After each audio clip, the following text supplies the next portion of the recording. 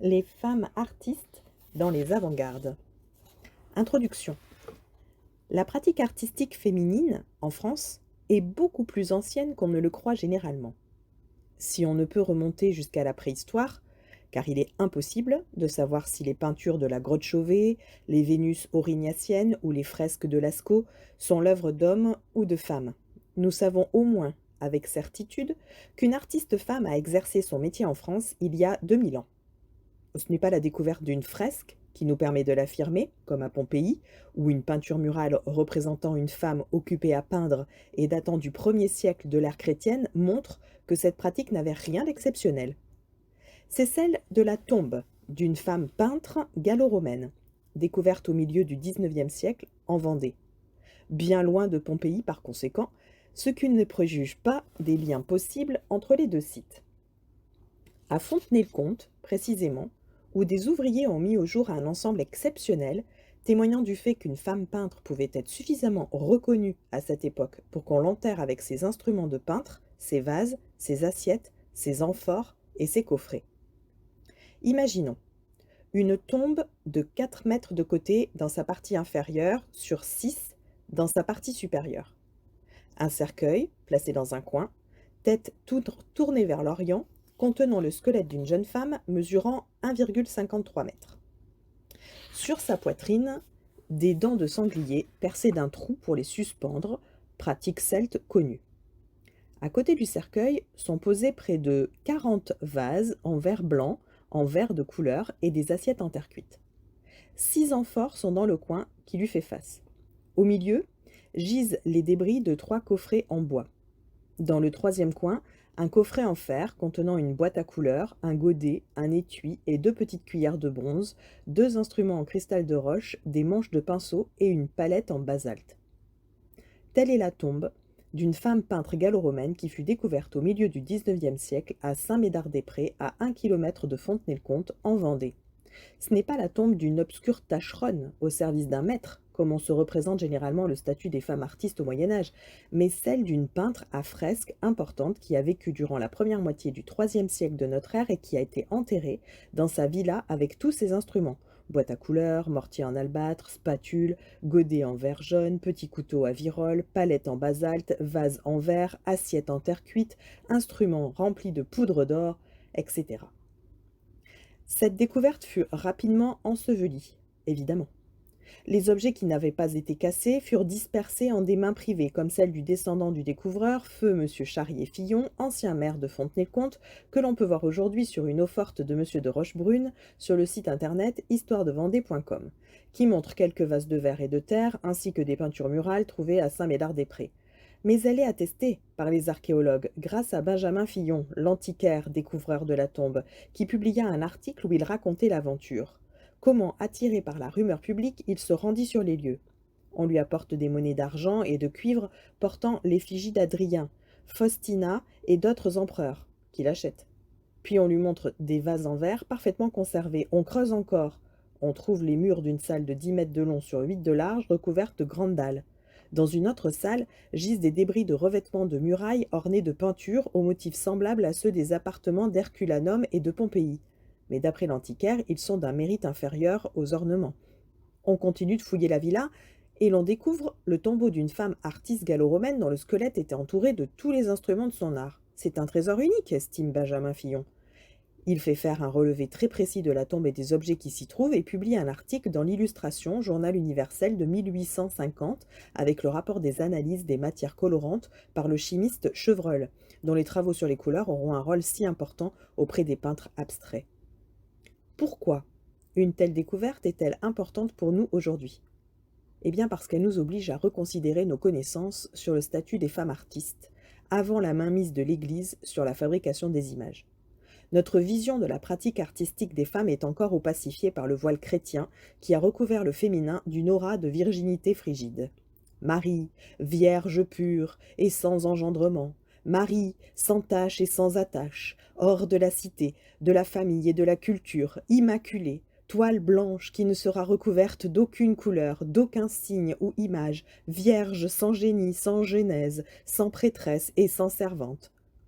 La découverte de la tombe d'une femme peintre gallo-romaine remet en question beaucoup de présupposés sur l'absence des femmes dans l'histoire de l'art, leur insignifiance et le caractère récent d'une pratique dont l'origine n'est d'ailleurs jamais recherchée. Hérités en grande partie du XIXe siècle, ces présupposés et préjugés misogynes doivent leur survivance au fait qu'ils cimentent un système de représentation symbolique où la femme demeure la servante du Seigneur, et le Seigneur, le créateur du monde. Dans les arts, les hommes sont ainsi conviés à refaire le monde, tandis que les femmes assurent la pérennité de l'espèce. D'où une politique d'enfouissement de certaines découvertes gênantes qui transforme l'historienne de la création féminine en une archéologue de l'inconscient collectif. Les couches géologiques sont comme les strates de la mémoire historique, sujettes au recouvrement, à l'oubli, au refoulement politiquement programmé, comme si la pratique artistique féminine menaçait l'évidence d'une domination masculine inscrite jusque dans les structures politico-symboliques. Tant d'interdits ont été mis en place par le pouvoir politique masculin au cours de l'histoire pour en restreindre la valeur, la limiter à certains domaines, la canaliser vers l'artisanat, la priver de revenus propres par un système économique qui dépouillait les femmes du bénéfice de leur travail, qu'on a fini par s'y habituer et trouver la chose naturelle. Empêcher les femmes de déployer leurs dons artistiques au bénéfice de la communauté devait bien répondre à une motivation supérieure. Quelque chose de grave qui menace l'équilibre du monde, une menace qu'il convient de conjurer en jetant un doute radical sur la réalité du génie féminin. Oui, je dis bien féminin, car si George Sand a touché juste en affirmant que le génie n'a pas de sexe, le fait qu'une femme doive le dire signifie bien que le génie de la femme n'est pas reconnu dans son principe. Il lui faut donc donner des preuves, transgresser l'ordre masculin, faire éclater ses cadres, traverser ces voiles qui occultent le regard en le conditionnant à une interprétation a priori dévalorisante de la création des femmes. Au début du XXe siècle, la peintre Louise Brélo s'étonnait de cet état de fait peu gratifiant pour l'artiste femme en rapportant les propos du peintre Forain qui affirmait, sûr de son fait, « La femme de génie est aussi rare qu'un homme qui aurait du lait. Cependant, ça s'est vu. » Grâce à Dieu, un tel caprice de la nature pouvait se voir, se toucher, se palper. Le génie féminin existait donc. Mais où? Nouveau mystère. Car évidemment, il ne court pas les rues, ce qui explique probablement pourquoi celui de Camille Claudel a semblé tellement exceptionnel aux yeux de ses contemporains qu'Octave Mirbeau pouvait s'exclamer devant les causeuses « Sais-tu bien que nous voilà en présence de quelque chose d'unique, une révolte de la nature, la femme de génie ?» Mathias Morard, quant à lui, n'a plus de mots pour en identifier l'origine, écrivant au sujet de son œuvre moderne « Elle est d'ailleurs sans parenté précise avec quoi que ce soit que nous connaissions. Elle a la providentielle clarté des créations qui ne procèdent pas d'une création connue, qui ne nous confirme pas dans une habitude déjà prise, dont la mystérieuse filiation ne s'explique pas, et qui tout à coup pourtant, selon l'inexplicable et l'impérieuse volonté du génie, sont. » Voilà l'explication de l'absence de génie féminin plus nombreux. Elles jaillissent en quelque sorte du néant. Ouh! Elles sont hors du temps et de l'espace, n'ayant d'autre possibilité que d'être. En fait, Mathias Morard définit là un nouveau modèle de l'artiste femme moderne, femme d'exception par rapport aux autres femmes, sans parenté précise avec quoi que ce soit que nous connaissions, venant donc de nulle part, allant nulle part, échappant à la raison et coupant les artistes femmes de leur identité féminine de créatrice. Pas de filiation symbolique, ni de descendance possible. Pas d'inscription dans un système de représentation symbolique où les femmes existeraient ailleurs qu'à l'ombre des grands maîtres. Ainsi, quand 30 ans plus tard au Salon des femmes artistes modernes, Louis Vauxhall salue la contribution de Camille Claudel, alors internée à l'asile, c'est pour écrire « Avec Berthe Morisot, Camille Claudel est le plus beau nom de l'art féminin à la fin du XIXe siècle. Chacune, aux côtés d'un maître écrasant, conserve sa personnalité. » Eh ben voilà, tout est dit. Quand le génie féminin sort du néant, c'est pour vivre à l'ombre écrasante du maître. Comment s'étonner qu'il faille ouvrir les tombes et les cryptes pour retrouver les œuvres du génie féminin, visiter les réserves des musées, plonger dans les archives, explorer les asiles d'aliénés, retrouver œuvres et lettres pour entendre les cris étouffés de l'appel à la liberté. Ce n'est pas ma place au milieu de tout cela. Il faut me retirer de ce milieu.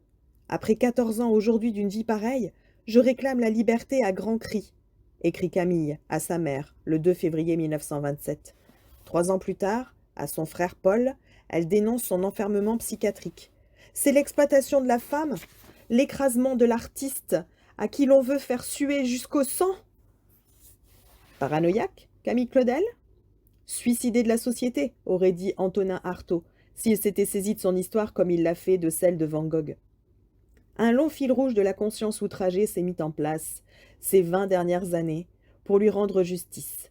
Anne Delbé, Jeanne Fayard, Anne Rivière, Reine-Marie Paris, Jacques Cassard, Monique Laurent, Bruno Godichon. Que Camille Claudel soit devenue l'archétype du statut de l'artiste femme au XXe siècle ne nous surprendra donc pas.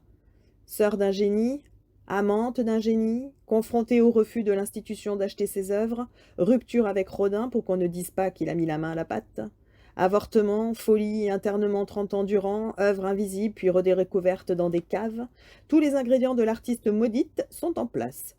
Comment s'étonner que tant de femmes soient touchées par ce destin qui remue en chacune de nous une conscience meurtrie? L'échec du génie à s'imposer de son vivant, l'enfermement psychiatrique, le refus de la mère puis du frère à libérer sa sœur, le détournement de son héritage qui sert à payer sa pension à l'asile, sa mort de faim sous l'occupation allemande, sa redécouverte en plein développement du mouvement de libération des femmes, le MLF, l'émotion collective, la fierté retrouvée du génie féminin. Et en 2004, la terre cuite originale de la jeune fille à la gerbe qui devient trésor national par décret au journal officiel du 29 juin.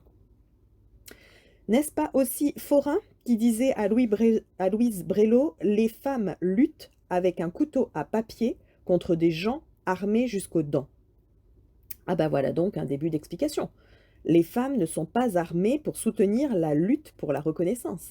Manque d'armes, manque d'appui dans la place, manque de légitimité créatrice, de conscience de sa valeur, avec en face un adversaire tout-puissant qui tient debout grâce à un système entièrement conçu pour lui.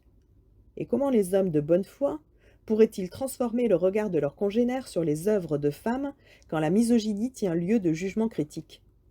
Dans un article sur la sculptrice Charlotte Besnard, 1855-1930, le peintre et graveur Paul-Albert Besnard expliquait en 1903 « Nous autres artistes sommes plus égoïstes encore en admettant la femme à l'honneur de notre estime que si, docile à violenter sa nature, elle se présente à nous avec des allures de frère. Et encore c'est à peine si nous lui pardonnons le ridicule de son travesti, sentant bien au fond qu'en la fidélité à son sexe réside sa vraie valeur. Qu'ajoute à l'art de notre temps une Rosa Bonheur? C'est un vieux lutteur de plus et puis c'est tout. Mais l'habitude de mépriser le travail de la femme est telle que, faisant partie du jury de l'exposition universelle de 1900, j'eus toutes les peines du monde à faire comprendre à mes confrères que certaines miniatures, études ou portraits, œuvres de femmes, étaient, je ne dis pas équivalentes, mais supérieures à la moyenne des productions masculines du même ordre. Ah, il y a donc des hommes conscients de l'inégalité dans la lutte, mais combien sont prêts à céder leur place? Une grande partie du problème est là. En effet, la reconnaissance de la valeur de la pratique artistique féminine suppose que je me dessaisisse d'une partie de mon pouvoir pour le transférer sur l'autre, écrit Paul Ricoeur dans Parcours de la reconnaissance. Or, aucun contrat n'oblige les hommes régnants à ce type de reconnaissance, et le marché de l'art ne peut remplir cet office. Enfouissement politiquement organisé, disais-je. Les récentes expositions organisées par les grandes institutions sur les mouvements d'avant-garde du XXe siècle ne me démentiront pas. Le néo-impressionnisme présenté au musée d'Orsay en 2005 n'a retenu aucune femme, au point de nous faire croire qu'il s'agit là d'un mouvement strictement masculin. Est-ce faute d'artistes? On pourrait croire évidemment devant un tel vide qu'il n'y avait pas de femmes dans ce mouvement d'avant-garde, ou qu'elles n'atteignaient pas la valeur d'un Seurat, d'un Cros ou d'un Signac. C'est d'ailleurs ce qu'écrit Marina Ferretti-Bocquillon dans le catalogue. Au tournant du siècle, la seconde génération de peintres néo-impressionnistes, celle de Lucie Cousturier, de Jeanne Selmersheim-Desgranges et d'Henri Persson, allait se mettre à l'école de Signac. Mais en dépit de leurs talents respectifs, aucun n'aurait la stature de Seurat, ni même celle d'Augradon de Luce.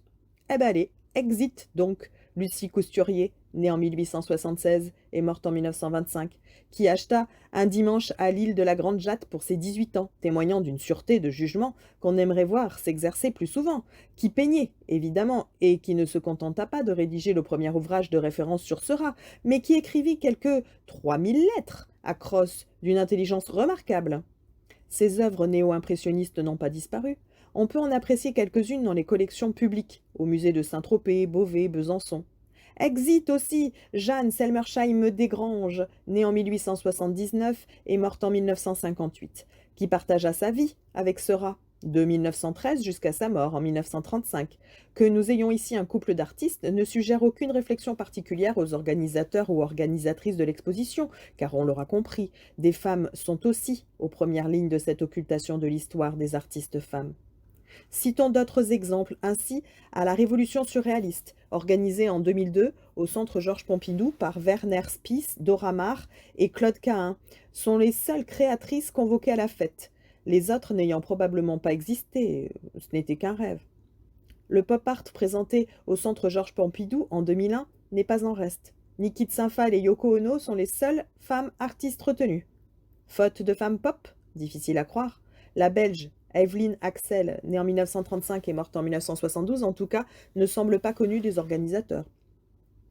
Au printemps 2005, je visitais la passionnante exposition Blumen Mythos, le mythe de la fleur, à la Fondation Bayeler, à Bâle. Les fleurs, rien que des fleurs peintes par des artistes du XXe siècle. C'était une merveille. Les hommes du XXe siècle avaient donc peint aussi des fleurs. Deuxième merveille. À force de nous dire que l'avant-garde tournait le dos au monde extérieur pour se concentrer sur une surface plane recouverte de couleurs en un certain ordre assemblé, dixit Monsieur Denis, on avait fini par les oublier, ces fleurs, attributs par excellence du féminin. Nous passions devant Van Gogh, Manet, Klee, David Hockney, quand nous arrivâmes devant deux œuvres de Georgia O'Keeffe, des fleurs blanches d'un stupéfiant érotisme avec leur clitoris jaune pâle au centre. Notre guide se mit alors en devoir de nous expliquer que cette peinture n'avait rien à voir avec la peinture de fleurs que pratiquent les femmes depuis si longtemps, peinture sans intérêt, cela va sans dire, qui signe l'insignifiance même des ouvrages de dames. Elle était jeune, bonne élève, sûre d'elle. Elle sortait fraîchement d'une école d'art, ça c'est certain. Elle ne connaissait pas la peinture hollandaise du XVIIe siècle vouée aux fleurs, ni celle d'Anne Valayer-Coster, et ni les délicates aquarelles d'Eva González, qui auraient très bien pu figurer aux côtés de Manet. Des fleurs, encore des fleurs, sans oublier les terribles fleurs plantées dans des vases de Suzanne Valadon. Mais elle savait que les femmes peignaient des fleurs peu recommandables depuis toujours. Aussi fallait-il prévenir les visiteurs, les rassurer sur la valeur des œuvres de femmes montrées dans ce musée, sortir Georgia O'Keeffe d'un sexe peu gratifiant et se reconforter avec l'installation de Maria Fernanda Cardozo, une vraie installation d'avant-garde mesurant au moins 6 mètres de long et qui occupait tout le mur d'entrée avec ses bouquets de fleurs blanches en plastique piqués dans le mur comme dans un cimetière. Inutile de dire que mon plaisir était gâché. Comment expliquer qu'une jeune fille sensible, intelligente et intégrée, si jeune, le désir de déprécier le sexe féminin? D'après Freud, c'est surtout l'apanage du sexe masculin. Est-ce devenu un trait de notre modernité? Évidemment, on ne se défait pas si vite d'une dépréciation du féminin qui se déploie librement depuis si longtemps, chez les petits comme chez les grands hommes de culture. Au salon de 1845, Baudelaire ne trouve pas mieux que de convoquer la virilité pour louer les qualités artistiques d'Aimé de Mirbel, qui a le grand mérite d'avoir apporté la première, dans le genre si ingrat de la miniature, les intentions viriles de la peinture sérieuse. Reflet de la pensée de son temps, bien sûr, le sérieux se situant fatalement du côté de la virilité. Mais pourquoi ne fait-il pas l'effort de se déconditionner des préjugés de son temps comme il le fait pour définir l'évolution de l'art de son temps en forgeant le nouveau concept de modernité? Cette même année, 1845, Baudelaire définit le terme dans Le peintre de la vie moderne en écrivant « La modernité, c'est le transitoire, le fugitif, le contingent, la moitié de l'art dont l'autre moitié est l'éternel et l'immuable. » La modernité n'est donc que la moitié de l'art. Quant à la peinture sérieuse, on ne sait si elle est d'essence virile et si elle relève de l'actuel ou de l'éternel. Des deux, apparemment, les polarités viriles féminin, procédant d'un autre registre que Baudelaire ne développe pas faute d'exemples d'artistes femmes modernes, lui permettant d'alimenter sa réflexion. Rosa Bonheur débute à peine, et les peintres de la première moitié du XIXe ont subi un tel étouffement social qu'elles n'ont aucune possibilité d'exprimer une quelconque originalité. Retenons toutefois que la modernité n'est pour Baudelaire que la moitié de l'art, l'autre relevant de ce qui est permanent dans l'humain, ce qui explique pourquoi nous sommes tous autant touchés par une sculpture romane que par une fleur de Georgia O'Keeffe, une séquence d'un film expérimental de Germaine Dulac ou une pièce de musique de Betsy Jolas. Le contingent et l'éternité présents ensemble, n'est-ce pas ce qui fait qu'il n'y a pas de progrès en art?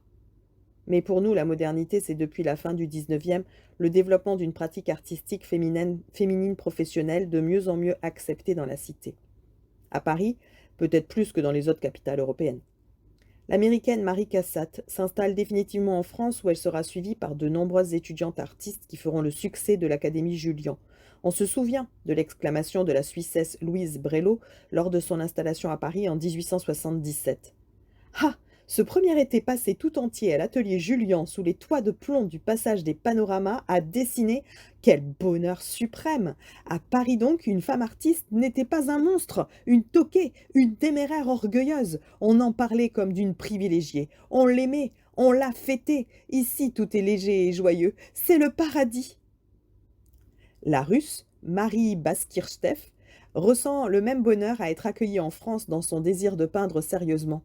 Dans son journal, elle note en cette même année 1877 : « Enfin, je travaille avec des artistes, de vrais artistes, qui ont exposé au salon et dont on paye les tableaux et les portraits, et qui donnent même des leçons. » Être une vraie artiste, c'est gagner sa vie avec la peinture, participer aux manifestations artistiques, enseigner, même en un mot, relier l'économique au culturel. La reconnaissance est à ce prix pour Marie Baskirtseff, qui était pourtant suffisamment riche pour ne pas avoir à se préoccuper de ses questions matérielles. Une femme, dépendante économiquement, n'est pas une femme libre, pensait-elle, parce qu'elle ne peut se poser les questions essentielles à toute pratique artistique. Et que voulez-vous qu'on trouve dans le milieu où je vis ? Brélo est pauvre, mais elle vit dans une sphère éminemment artistique. La meilleure amie de Maria est musicienne. Choepi est originale, quoique commune, et il y a en plus Sarah Purser, peintre et philosophe, avec laquelle on a des discussions sur le kantisme, sur la vie, sur le moi et sur la mort, qui font réfléchir et qui gravent dans l'esprit ce qu'on a lu ou entendu. Bref, je me plains contre la fortune ? Non, mais je constate que l'aisance empêche le développement artistique, et que le milieu dans lequel on vit est la moitié de l'homme. Simone de Beauvoir ne dira pas autre chose au sujet de l'indépendance économique, et toutes les femmes dont la révolte fera de ce XXe siècle celui de la révolution des femmes, le moment où elles rentrent dans l'histoire, créent l'histoire, se mettent en grand nombre à écrire, à peindre, à sculpter, composer de la musique, tourner des films, faire le tour du monde en bateau, escalader l'Himalaya. D'une certaine manière, les femmes sont le fer de lance de la modernité. Elles secouent le joug patriarcal, conquièrent la liberté du corps, du désir, de l'esprit, de l'imaginaire.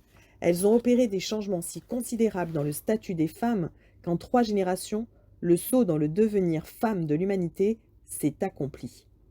Alors, comment expliquer le décalage entre la réalité d'une présence active des femmes dans le monde et la survivance d'un discours misogyne qui déprécie le féminin au point de le sacrifier à la modernité ? Il est vrai que Simone de Beauvoir n'a pas ménagé ses efforts pour détruire le mythe de la féminité, responsable selon elle d'une pensée qui réduit la femme à la figure de l'inessentiel et de l'autre, tandis que l'homme incarne l'essentiel, le sujet et l'absolu. Dans la 4e partie du 2e sexe, Simone de Beauvoir se réjouit de ce que les femmes d'aujourd'hui sont en train de détrôner le mythe de la féminité. Tout un courant du féminisme contemporain s'est engouffré dans la brèche, déconstruisant les genres, à commencer par la féminité, en dénonçant l'identification du sexe au genre et des femmes au féminin, dans le but de devenir des êtres humains à part entière, des sujets universaux, en somme, ni hommes ni femmes, des citoyennes égales, tout sauf la féminité. Or, si les femmes ont indéniablement conquis leur indépendance, acquis en principe une égalité de droits et de statut, si elles se sont émancipées de l'éternel féminin de l'homme et de cette idéologie qui faisait d'elles ce produit intermédiaire entre le mâle et le castrat, comme l'a décrivait Beauvoir en 1949, force nous est de constater qu'elles n'ont pas gagné pour autant l'estime de leur sexe. Le génie féminin continue de faire problème. Quant à la féminité, elle est toujours envisagée sous un angle négatif, limité, passif, dévalorisé, le masculin restant la valeur universelle d'intégration dans la cité. Il y a donc quelque chose qui ne va pas dans la manière de penser la place des femmes dans la modernité, que ce soit du point de vue philosophique ou du point de vue artistique. Mais comment faire apparaître les problèmes ? Comment appréhender la question complexe de la reconnaissance de l'apport des femmes dans le champ de la création artistique ? L'étude des œuvres ne suffit pas, ni celle des conditions d'accès à la profession artistique. Nous ne sommes plus au XIXe siècle, où les femmes étaient ouvertement exclues de l'école des beaux-arts, interdites d'enseigner, absentes des institutions artistiques par omission volontaire, écartées des jurys des salons, des ministères, de la critique d'art et des galeries, où le système des beaux-arts était si grossièrement misogyne que l'idée de conquérir le droit à une formation égale aux garçons a fini par s'imposer à la fin du siècle auprès de quelques artistes comme la sculptrice Hélène Berthaud qui fonda en 1881 l'Union des femmes peintres et sculpteurs. Un salon régulier a suivi, qui existe toujours. Puis l'Union a engagé la lutte pour l'accès des femmes à l'école des beaux-arts. Il a fallu 15 ans de négociations pour qu'en 1900, les femmes soient enfin admises aux ateliers, et encore 3 ans pour qu'elles soient autorisées à concourir pour le prix de Rome. Un siècle plus tard, les jeunes filles sont plus nombreuses que les garçons dans les écoles d'art, 60% à Paris. Mais cette présence importante ne se reflète pas du tout dans les grandes expositions internationales où on ne trouve en moyenne que 10% de femmes. Par quel mécanisme la modernité en vient-elle à écarter celles-là même qui en sont le ferment? C'est ce que nous aimerions comprendre à l'issue de ce travail. Comment une si forte motivation des filles pour les beaux-arts, que nous pouvons élargir à la culture en général, doublée d'un appétit de modernité, porté par des mouvements féministes radicaux, débouche en France sur une quasi-invisibilité du travail des femmes. Voilà qui semble étrange. Le nombre en tout cas n'est pas une force, comme le remarquait la philosophe Simone Veil dans ses réflexions sur les causes de la liberté et de l'oppression sociale. S'il était une force, il y a longtemps que les pauvres et les femmes seraient au pouvoir. C'est la cohésion entre un petit groupe de personnes qui est l'élément dynamique de l'histoire, et un système de pensée qui permet de garder le pouvoir en imposant son point de vue comme universel. Alors, comment aborder la question? En remarquant d'abord que cette invisibilité n'est pas due à l'absence de femmes aux avant-postes artistiques. L'exemple de l'avant-garde russe est particulièrement éclairant à ce sujet. Voilà un mouvement qui se situe dans l'abolition du servage, qui comprend un nombre important de femmes, non seulement parce qu'il ouvre aux jeunes filles de la noblesse les voies de l'égalité, mais parce que cette génération de femmes combatives a conquis 30 ans avant les Françaises le droit d'étudier à l'Académie des beaux-arts de Saint-Pétersbourg. Voilà donc un mouvement de contestation sociale qui coïncide avec une révolution esthétique et une émancipation féminine. Fait sans précédent qui s'inscrit dans la définition du rôle avant-gardiste de l'artiste dans la société que formulait Saint-Simon en 1825. C'est nous, artistes, qui servirons d'avant-garde. La puissance des arts est en effet la plus immédiate et la plus rapide. 20 ans plus tard, son disciple, Gabriel Désiré Laverdan, lui emboîtait le pas en donnant une définition moderne de l'avant-garde. L'art, expression de la société, exprime dans son essor le plus élevé les tendances sociales les plus avancées. Il est précurseur et révélateur. Or, pour savoir si l'artiste appartient vraiment à l'avant-garde, il faut d'abord savoir vers où l'humanité se dirige et quel est le destin de l'espèce. On remarquera que ces définitions de l'avant-garde se calquent sur celles du prophétisme en usage au premier temps de l'Église chrétienne. Étymologiquement, prophète dérive du mot phaïno, qui signifie celui qui montre à l'avance, et parfois de phémi, celui qui parle pour un autre. Il ne s'agit plus d'annoncer la venue du Christ sur la terre, ni de bâtir l'Église, comme le recommande saint Paul en exhortant les Corinthiens au don de prophétie, Corinthiens 14, 3, 5. Il est demandé aux artistes d'annoncer des temps nouveaux, d'être les prophètes des tendances sociales les plus avancées, en remplaçant des prêtres et pères de l'Église. D'une manière ou d'une autre, il s'agit de rompre avec l'ancienne loi pour instaurer un nouveau système de valeurs. Que les artistes en soient les héros montre qu'une société, un État, fût-il séparé de l'Église, a toujours besoin qu'on lui montre l'avenir de l'humanité. Surtout lorsqu'elle vient de décapiter le roi père au pouvoir de droit divin, comme l'a fait la Révolution française. Reste à savoir comment on détermine si un artiste appartient ou non à l'avant-garde. C'est généralement une question de point de vue, selon qu'on estime plus important de déconstruire les modèles dominants ou d'édifier l'assemblée au sens de bâtir l'avenir d'une communauté.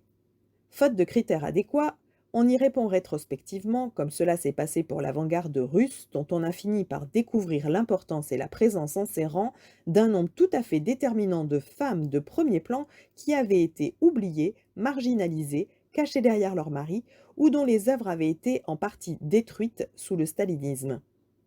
L'histoire de l'art commence à leur rendre justice avec des expositions, comme en 2001, les Amazones de l'art, qui tournent en Europe. Mais Cela se passe 100 ans plus tard. Et ces découvertes influent très peu sur notre façon de concevoir la place des femmes dans la modernité. D'ailleurs, le même mécanisme de retardement s'est mis en place avec d'autres avant-gardes historiques, voire avec d'autres artistes non répertoriés dans les avant-gardes, mais dont le travail précurseur montre le chemin de l'humanité. Le bilan dressé par les grands musées d'art moderne et contemporain sur l'apport des femmes à l'art du XXe siècle est tristement révélateur de cette occultation globale. Au Musée national d'art moderne du Centre Georges Pompidou, seulement 5% des œuvres exposées sont réalisées par des femmes. Est-ce un reflet de la réalité historique ou une lecture partisane d'une histoire de l'art du XXe siècle qui élimine ipso facto la singularité féminine? Car les femmes ne se groupent pas en école. Elles ne fondent pas des avant-gardes soudées par des théories artistiques qu'elles défendraient coûte que coûte. Au début du XXe siècle, Nathalie Goncharova remarquait ce désintérêt pour la théorie dans une lettre publiée dans La Parole russe. J'affirme que les créateurs de génie n'ont pas fait de théorie, mais des œuvres qui par la suite serviront de base à celle-ci. Elle ne pensait peut-être pas aux femmes en écrivant cela, mais il est certain que ni elle, ni tant d'autres n'ont appuyé leur travail sur une théorie qui se fut reconnue au cours du siècle dans le concept d'avant-garde. D'où cette question que nous déploierons tout au long du livre. La notion d'avant-garde n'est-elle pas un instrument d'occultation de la production artistique des artistes femmes du XXe siècle? En toute bonne foi, bien sûr, et le plus sincèrement du monde. Une autre question se profile derrière celle-ci. L'avant-garde n'est-elle pas le voile moderne de la misogynie?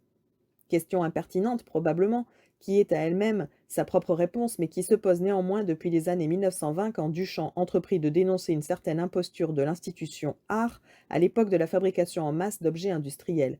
Il exposa une pissotière en céramique blanche dans un musée signé Robert Muth, afin de démontrer qu'un objet accède au statut d'œuvre d'art dès lors qu'il est démontré dans un musée.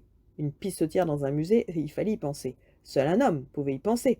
Symboliquement, c'est tout un programme érotico-artistique, une histoire de complémentarité entre les genres, en quelque sorte, dont Duchamp nous donne de nouveaux signes, avec la Joconde, affublée de moustaches, sous l'inscription LHOQ. Le danger, c'est la délectation. On peut faire avaler n'importe quoi aux gens, écrivit-il dans The Blind Man. Et il forgea l'axiome suivant: art est à art, alors art, A2RHE, est à art, A-R-T, ce que merdre est à merde, grammaticalement, l'art de la peinture est du genre féminin. Il va de soi que si la peinture est du genre féminin, le peintre est nécessairement du genre masculin, pissotière oblige. La dénonciation des stratégies marchandes à l'œuvre dans le monde de l'art, dans les musées et les galeries, débouche ainsi sur la réaffirmation du sujet créateur masculin qui peut faire n'importe quoi, et qui le fait sous les auspices bienveillants de l'avant-garde. Après la mort de Duchamp en 1968, l'avant-garde française s'est engouffrée dans la pissotière, montrant son incapacité ou son refus ou son désintérêt pour des remises en question peut-être plus difficiles, mais vitales pour les femmes. Celle du point de vue masculin sur le monde, par exemple, son regard sur le féminin, sa façon de gérer les valeurs et d'en profiter. La question des genres est donc bien imbriquée dans celle des avant-gardes. Et l'on peut se demander, un siècle après Duchamp, comment il se fait que la pratique artistique féminine soit aussi peu et aussi mal reconnue. Est-ce parce que l'idéologie d'avant-garde lui fait écran? Pourquoi la notion d'avant-garde s'est-elle substituée de manière si radicale à celle de modernité au point d'être un synonyme de l'art contemporain? Qu'apporte-t-elle de plus? Quel chemin montre-t-elle à l'humanité? Quel chemin barre-t-elle aux femmes?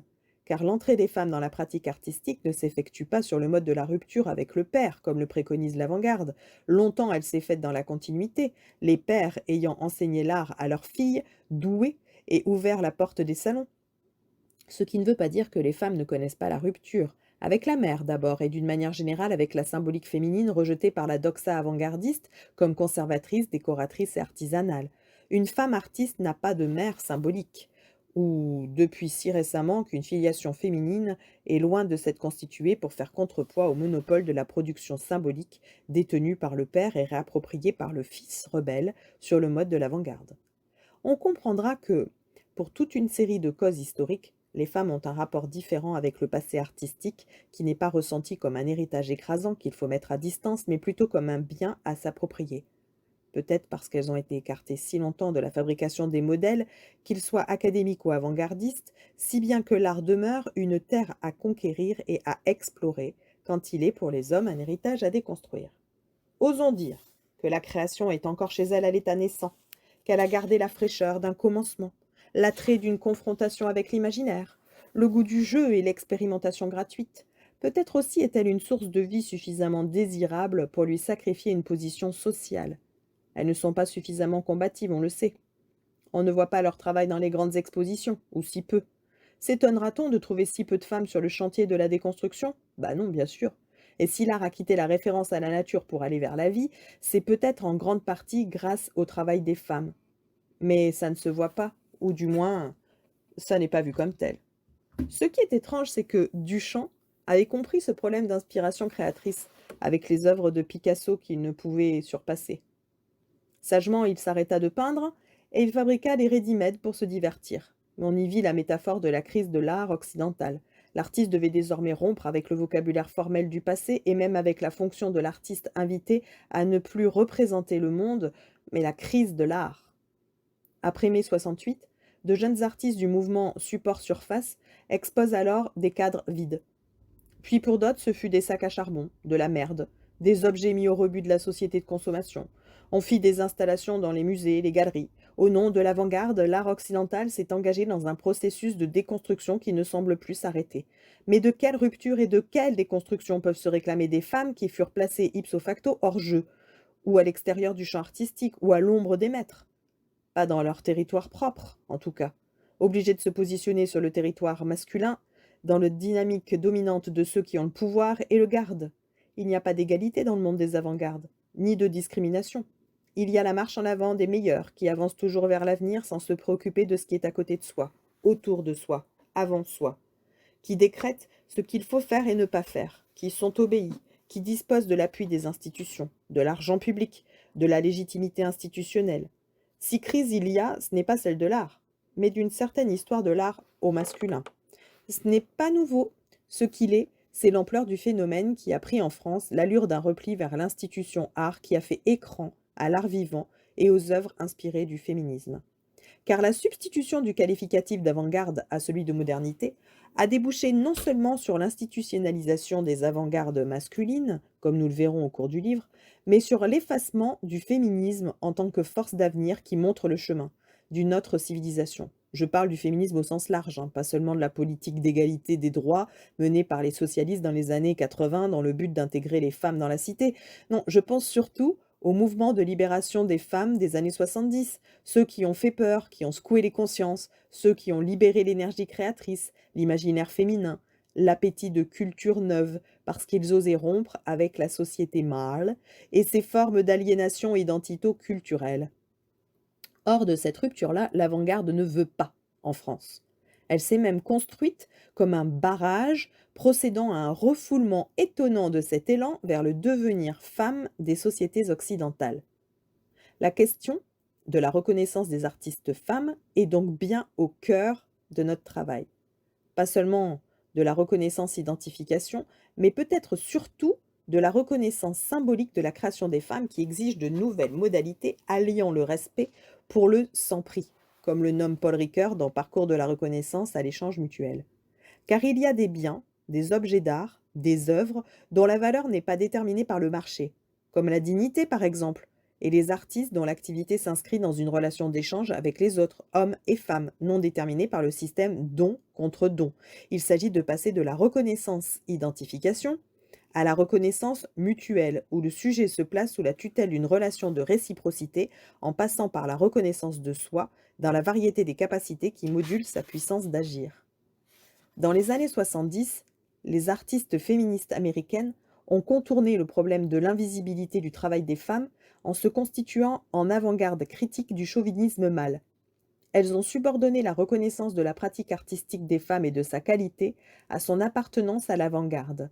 Si elles ont réussi à se faire une place dans les avant-gardes, à être reconnues, autant par le marché de l'art que par l'institution art européenne qui en parle, achète les œuvres, les expose, écrit des livres, s'intéresse à la question comme si elle comblait un immense vide français, elles n'ont pas réglé le problème de la reconnaissance symbolique pour autant. Elles ont compris comment marche le système. En France, les artistes femmes ont majoritairement refusé de se constituer en avant-garde. Pour garder leur liberté, disait-elle. Pas d'étiquette, pas d'embrigadement, grâce à quoi l'institution art les a généreusement ignorées. Ont-elles eu tort?